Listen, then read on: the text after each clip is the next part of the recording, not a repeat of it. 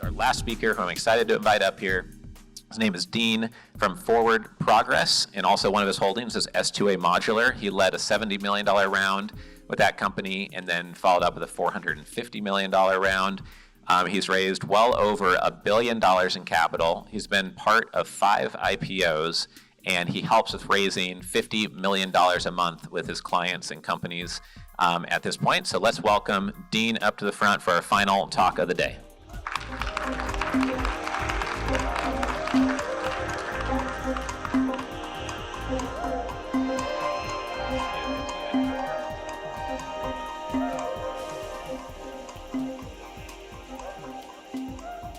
Right. I'm the only one standing between you and the cocktails, so I'll try to be quick.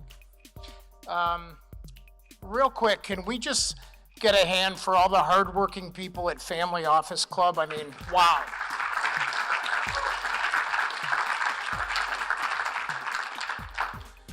So, a little bit about my background. Richard was kind enough to give some of this. Really, when you look at it, you see over 30 years of sales and marketing. That's a lot of demand generation. But I've had over 40 years in data. What do I mean by that? I started in 1982 at Merrill Lynch. So now you know how old I am. So when I started there, though, I didn't trade stocks.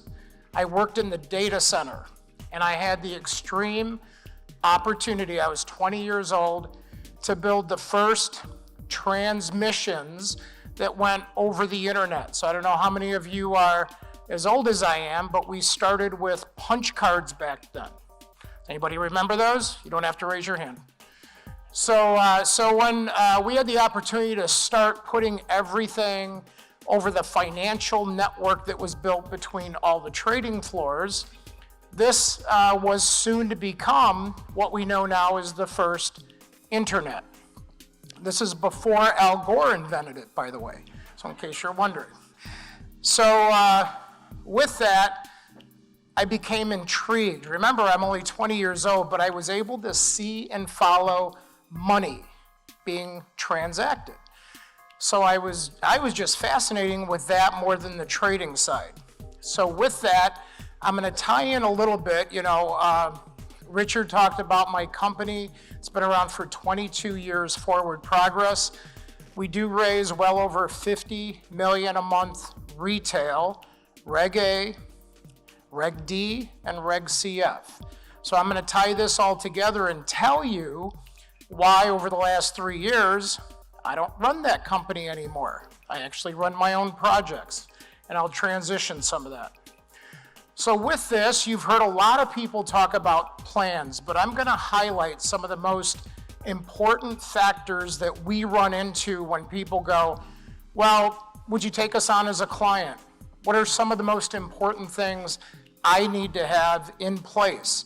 And every company is different. Some companies have marketing. You heard Richard talk about how many decks and marketing assets that they've created. Sometimes you have that talent in the house, you just don't know what to do with it. So in this, though, there's a couple of key factors. So I put create digital footprint. What does that mean? That means that not just for the offering, the company, and the individuals within that company, in order to have enough trust to invest in your offering, you need to have a digital footprint, whether you like it or not. Now, no. You don't have to be on Facebook and Instagram and TikTok and Twitter, now called X. You don't have to do that, but you do need to have some level of digital footprint. Could be YouTube videos, etc. Now, what also is right under there is establish thought leadership. That means that you are a difference maker in your world. So if you want people to trust you, invest in you, and really believe in what you're doing, it starts at the team. So I don't mean just thought leadership for the founder. I don't mean just thought leadership for the CEO. I mean all active participants within the organization creates a thought leadership culture. And so think about that. You know, if you're looking at the setup of your offering, do you just have a great management team with some bios and some LinkedIn profiles, or is it really a consistent thought leadership story where you're really being a game changer? Because you've heard today that people choose investments because it stands out. It's different. It's a disruptor. Whatever that looks like, that's what you want your company to be known as. Now, all of a sudden, you start thinking about all those active thought leaders that you start generating within your own organization. They all have social networks, they have a reach, and I'm telling you, every one of these that we've created this foundation with, whether we've coached people on it or we've done it for them, have flourished, and many have gone viral. And I'll show you a case study in just a moment. Now I'm going to skip down to educate and convert. So those of you that know me know that I love to share everything that we do. I'm always building courses, doing courses, teaching at universities and corporations. I just love to share what I learned because it's different for each and every one of us that want to raise capital. So in this, what's consistent though, is that not everybody knows your market. I love when we meet with especially technical companies and companies out there that are really have a great product, but the way they're telling the story, the way they're talking about it, the way they're talking to the potential investors out there is just disconnected. It's not simplified. It's not what we call snackable. Do you know the average attention span on the internet is a little over 8 seconds? A goldfish has an attention span of 10 seconds. So imagine that. You have 8 seconds, top of funnel, to have somebody become interested. Now all of a sudden, you want to keep their attention. Well, what's interesting is we also track the people that have a 5-hour attention span. So once they lean in, once they're engrossed, we want them engrossed in you, and so do you, because it creates virality. Now, one of the things is we talk about capital raise here, but one thing I want to mention is in most every single instance, when we practice these things and we drive people to the table, they not just bring capital, or they don't just invest, they bring buyers. So think about that. They bring customers. So now you're generating revenue with the same effort that you're using to generate capital. And unfortunately, too many companies put these in different buckets. Now let's talk about data. So when I started at Merrill Lynch, remember I've been part of data for over 40 years. And data has changed.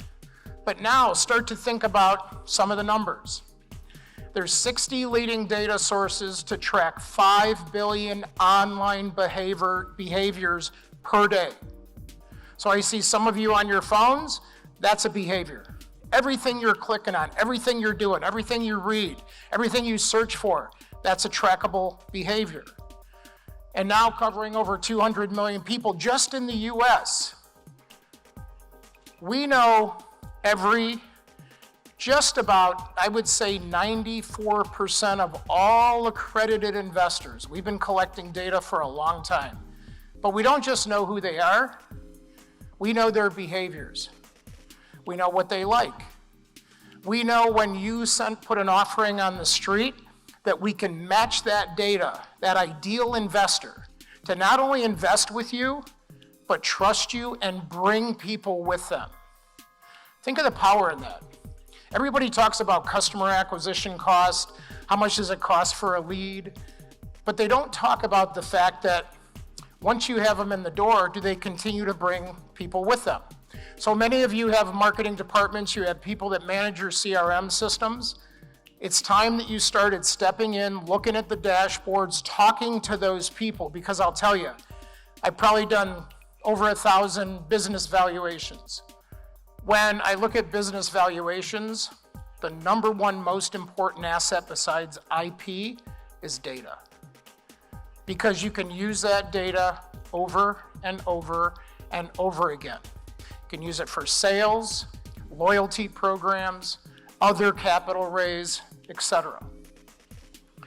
So with this, let's keep going. Okay, so a lot of you have these pieces. I wanted to talk about this. So integrated marketing components within your company. So a lot of you have an agency, or maybe you have an agency internal, depending on the size of the company. That's what I see. And what happens is that agency is working on generating new revenue. But is the agency integrated with the story, the thought leadership, the people, the social media, the story you're telling on the street to raise capital? I challenge you to look at that, okay? Have it integrated. Marketing automation, CRM systems. I can't tell you the number of companies I go in. Now, one of the things is, I mentioned Reg A, Reg D, Reg CF. But let's think about this. Now you have a CRM systems, whether it's customer, vendors, whatever you're tracking. I can't tell you the number of companies, and even especially the tech companies, that don't manage and mine that data to actually help and support the capital raise. Many times it's your biggest fans. So just think about that. Make sure you're integrating all those pieces. I'm a big freak on dashboard. So what's important to me is making sure that I can see the score. So you look up, you go to sporting events, you see the stats, you see the score, you see all those things. But within our company, sometimes we're just focused on one piece. But what if you could look at the score of the data and the consistency of who's investing, who's bringing in investors, who's also not just a customer, but an investor, but also bringing you partnerships. Now you start to go to other layers where you have the opportunity to, again, having this all work together. And then one of the other things that we really love is how, because we have all this data in play, we have automation in play, always ask, how fast does the investor interact? Now, we work with a lot of the platforms that Richard mentioned. So a lot of the investment management platforms, the broker-dealer platforms, cap table management platforms, and now more than ever, we have platforms that exist out in the world. So those of you doing the KYC all the way through to the wire transfer, it's now sometimes 3-click close. Imagine that, a 3-click close on capital. That's pretty amazing. All right, I'm just going to cover one case study here because I'm just looking at the clock. What, I have like 2 minutes? Am I okay? Okay.